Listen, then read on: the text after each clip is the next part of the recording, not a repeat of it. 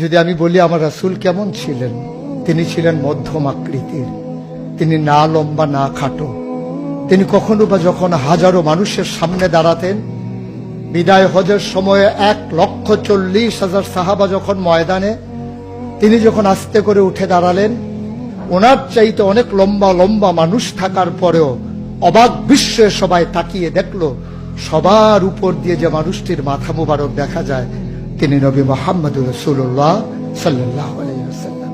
তিনি মধ্যম আকৃতির হওয়ার পরে সবার উপরে তার শির, সবার উপরে তার মাথা।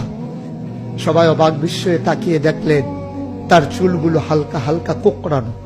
তিনি কখনো বা যখন চুলের ভিতরে তৈল দিয়ে আছড়াতেন, অবাক বিস্ময়ে মানুষ তাকিয়ে দেখতেন, মনে হতো চুলের মাঝে যেন মৃদুমন্দ ঢেউ দেখা যায়। তার কপালটা ছিল চওড়া শুভ্র, তার চোখের ভ্রুগুলো ছিল ধনুকের মতো বাঁকা, তার চোখগুলো ছিল টানা টানা ভাসা ভাসা, তার চোখের পাতাগুলো ছিল গোলাপের পাপড়ির মতো।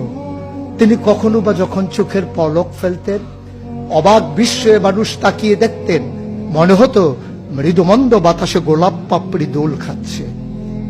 তার চোখের সাদা অংশ ছিল রক্তিমাভ সাদা, কালো অংশ ছিল তার কৃষ্ণ কালো।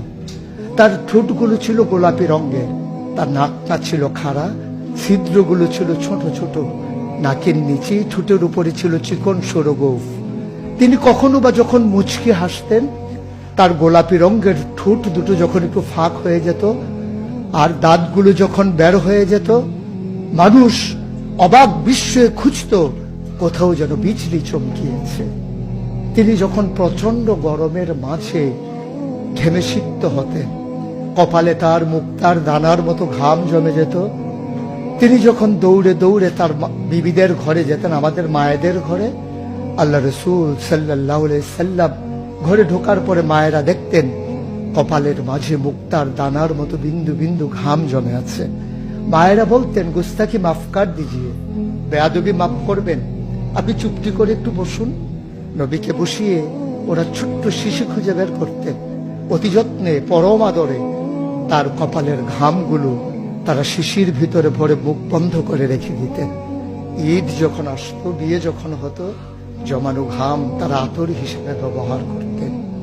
এ নবী তো সে নবী, হেঁটে গেছেন 1 মাস আগে রাত পথ ধরে, যাওয়ার পরে তিনি তো চলেই গেছেন। 1 মাস পরে যখন আবার ওই পথ মারিয়ে কোন এক সাহাবা যাচ্ছেন, স্থানীয় বাসিন্দা যারা রাস্তার কিনারে যাদের ঘর, তাদেরকে ডেকে বললেন, ভাইরা, এ পথ দিয়ে কি আমার নবী হেঁটে গেছেন?